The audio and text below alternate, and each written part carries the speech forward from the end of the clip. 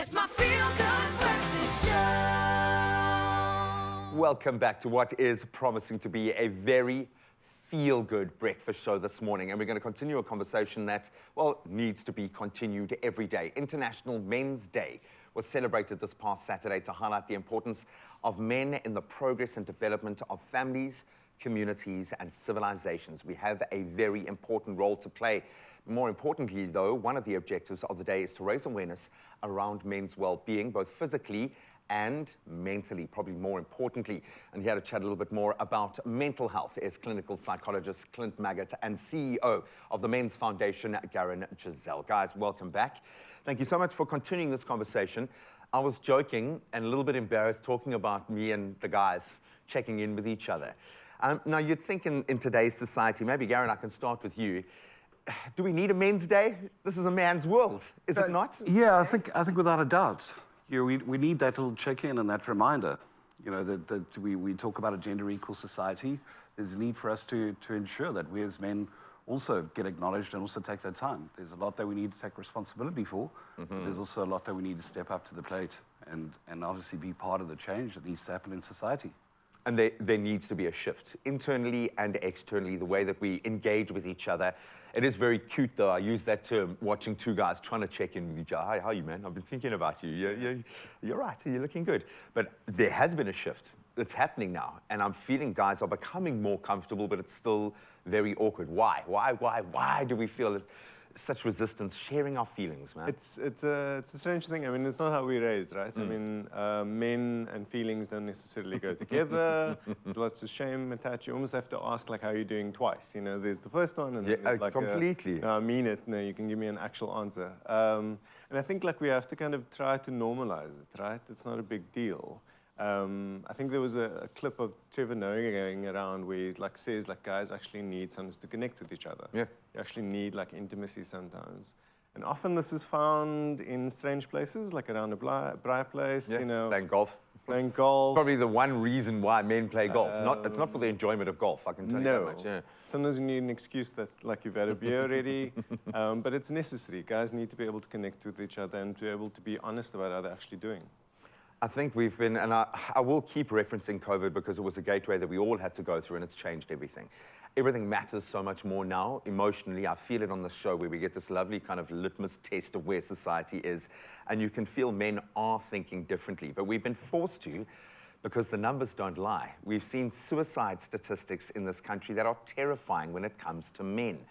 What is that breaking point? What has caused us to get to the point where we can't actually put up our hand and ask for help when it's that bad, when it's as bad as it possibly can be, so bad, in fact, that you're willing to give up? And that's the thing, you know, this year, we look back, the beginning of this year, we lost Patrick Shire, Rick. You know, we get those conversations that get called by the media, and we're like, how can this happen? Someone with so much outward success, you know, we don't see and realize that just all of us, or all men, no matter how much outward success or fame, everything that goes with it, we're still struggling inside. We're struggling with that isolation. We find it difficult to expose that vulnerability because we think it's a sign of weakness rather than strength. So these are just the things, like we look at the impact of COVID, how it's challenged our identities, and we as men hold on to those identities so importantly. It's our identity, it is. You know, job losses, and we had to challenge how we looked at the world. That's uncertainty that we were facing, and we as men want to know as much certainty as what we can. Completely, and it's so weird that you said that. As you were thinking about that, I was thinking about when I really destabilized being separated from my kids during COVID. We were trapped in 2 different countries for about 4 months. And if it were not for this amazing group of people around me that were willing to watch me cry when an artist performed a beautiful song, or just to be around me in those vulnerable moments, I don't think I would have gotten through it. But looking back now, I can see the strength that we've built together, but it's because I get to do this every day with gents like you. I get to talk about it. So we're going to continue that, and we're going to chat about fostering these kinds of conversations with young men, with your sons, with our families, and with our mates, because that's what needs to happen. So don't go anywhere, gents. 063-408-8863. If you want to share your perspective, please drop us a voice note. It's my feel-good breakfast show.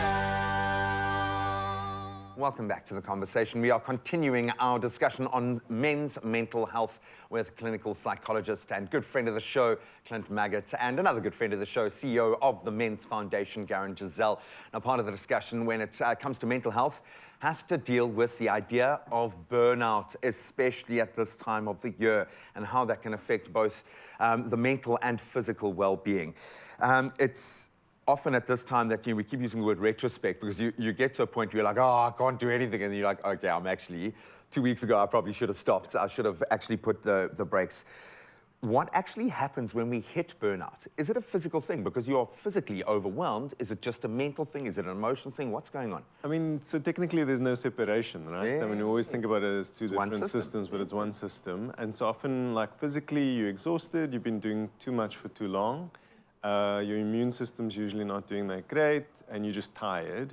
Psychologically, you kind of don't care. You get to a point where you're kind of going through the motions, everything's effortful, you're really struggling.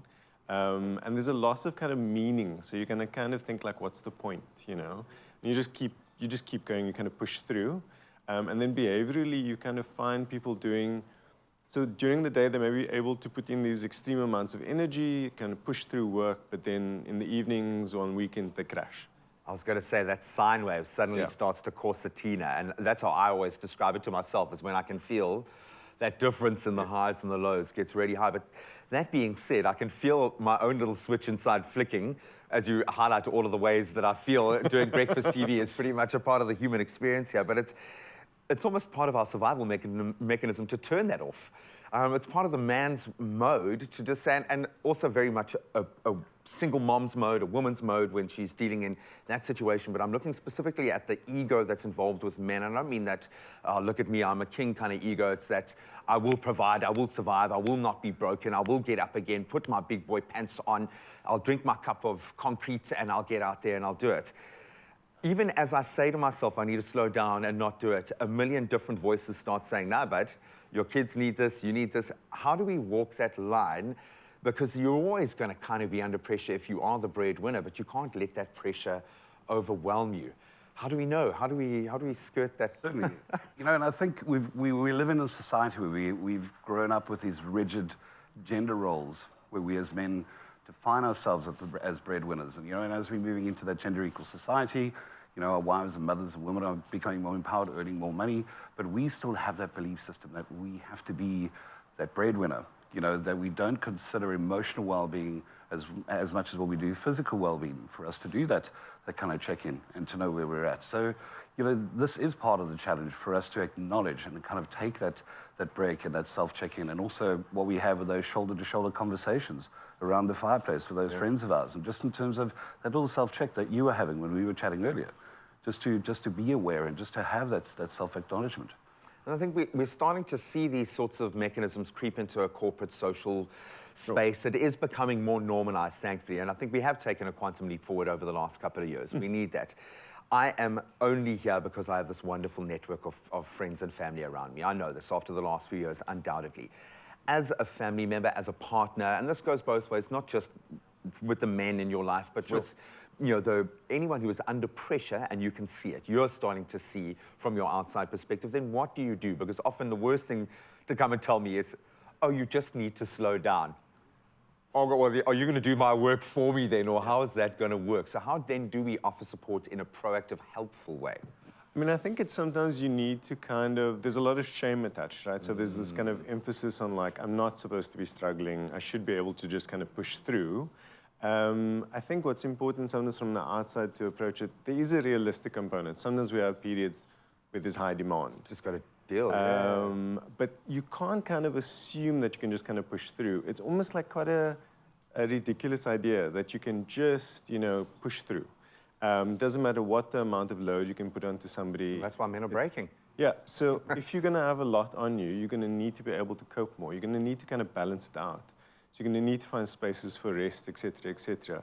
Often you want to normalize it. You want to make it seem like, you know, it's a basic idea. If you're going to expend lots of energy, you're going to need to recoup it in some way. And you're going to have to look at practical ways that you can kind of do that with somebody. Often, for me, it's about that idea that it's a really normal, common sense idea that you can't just like push through. And that struggle is kind of okay. The P word, practical, not protein in this sense. Not protein and protein and protein. No, it's practical.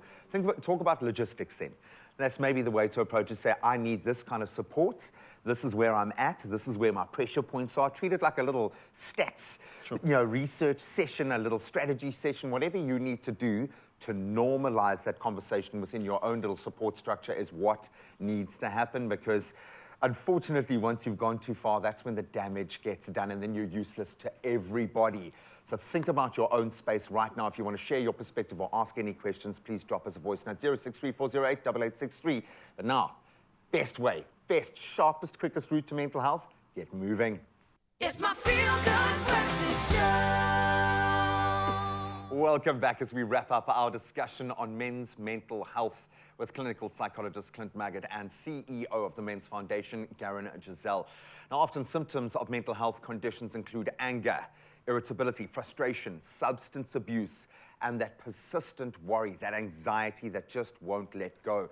And in situations like these, men need to take care of ourselves and talk. We've got to talk, guys. How do we get past the stigma, Garen? I know that you've been on this front line for a while now, and you've got your tribe. You've created this wonderful platform where men can just connect and be vulnerable without feeling like they're sacrificing anything. But how do we spread that vibe? How do we get more men to just take a chill pill and talk? Look, on the one hand, we need to have society open to men being more expressive, to being able to share and start that much-needed conversation. And likewise, from our side as the Men's Foundation, is to provide those programs and those platforms where men feel safe to have those conversations, where they aren't fearing that judgment or that ridicule.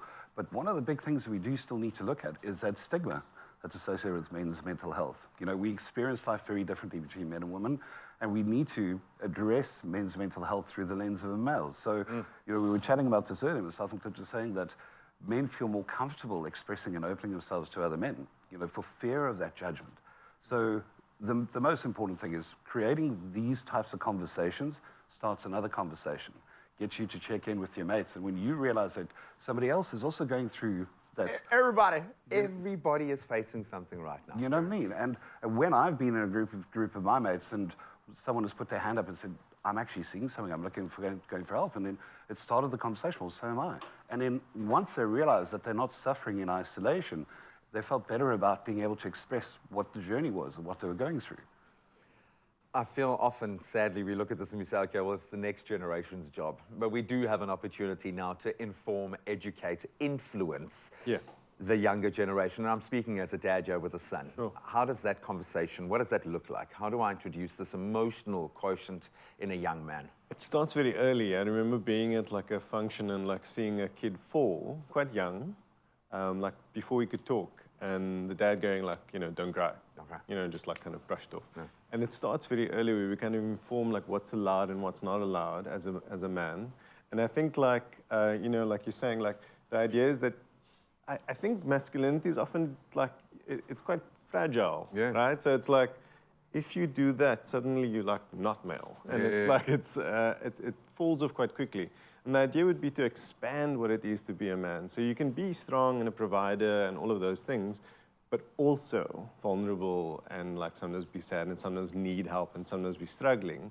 And it doesn't cancel each other out. It's not binary in One's that way. not at the expense of the other, for sure. And if you can do that and actually allow men and kind of give yourself permission, obviously it gives others permission to do that too, you can be a lot more of a human being, I guess. No, completely. Yeah. And it does become a lot easier when you've got kids because someone else is more important than you. And I think that's often the problem is you don't make yourself or your emotional health a priority. Or it's there, but then when other things come in, you're like, okay, no, it's fine. I'll go to gym tomorrow because I need to spend time with my kids or I need to do these things. But we need to make that a priority to normalize it. How do we introduce this kind of education in schools? I mean, we've seen it on social media. It's weird. Normally, I'm the first to berate Instagram, but I'm just thinking of all the footage I've seen of big men, strong men, fighters, MMA fighters, talking about mental health, connecting with each other, doing blogs like that, where there has been a shift. But within society, how do we bring about this archetypal shift? Is it schools? Is it where does it begin? It's a multi-tiered approach. We've got the next generation of boys that we do need to educate or enroll Empower. or empower. That's right, the good word. You know, we look at the lack of positive role models and that stereotypical belief system that boys think, you know, what it is from a masculinity point of view. And this is where toxic masculinity comes in. You know, and we were talking about it earlier in terms of how our belief system and what we perceive who we are as men in society is part of the problem. So where we are right now is a reevaluation of the values of who we are as men to what we need to redefine now as the modern gentleman. You know, we use that word gentleman and it was, you know, and, I love and that. we want to be so, but we need to redefine that. What's our values now in this day and age? How do we need to emotionally evolve? And how do we get the future generations to do that? We need to teach young boys, because no boys are born misogynists or abusers and all of these horrible things that we've seen come out in society today. Yeah. It's that journey with that lack of positive role models. And we then need to both work on ourselves and make sure that the future generations are being part of that emotional evolution. Yeah, be brave enough and strong enough to be that example. Certainly, I get that. And trust me, every person that I interview has been through the most will tell you this to an absolute certainty, okay? Being strong is not a lack of weakness. Being strong is picking yourself back up when you've had everything taken away, when you're at your weakest. That is true strength. And also surrounding yourselves with good gentlemen helps a lot. And I'm lucky enough to work with some of the best. In fact, I'm going to hand you over to one right now. Carl, I love you, guy.